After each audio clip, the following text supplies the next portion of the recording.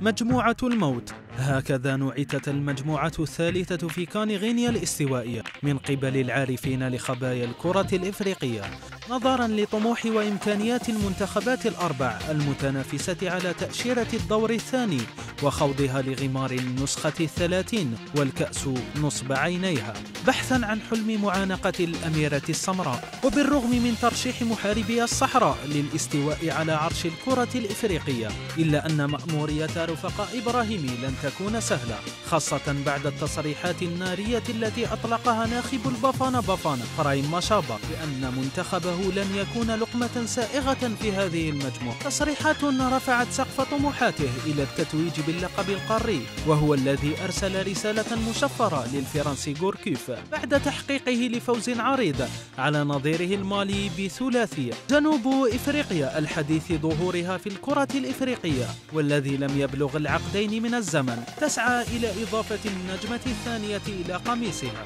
أسود التيرانغا وبقيادة ناخبهم المحنك جيراس هم كذلك حققوا عرضا قويا بعد فوزهم بخماسية على غينيا الاستوائية. فمشوار ال1000 ميل يبدأ بخطوة لمنتخب السنغال المشارك للمرة 13 في البطولة، وحلم التتويج باللقب للمرة الأولى في تاريخه يبقى صوب عينيه.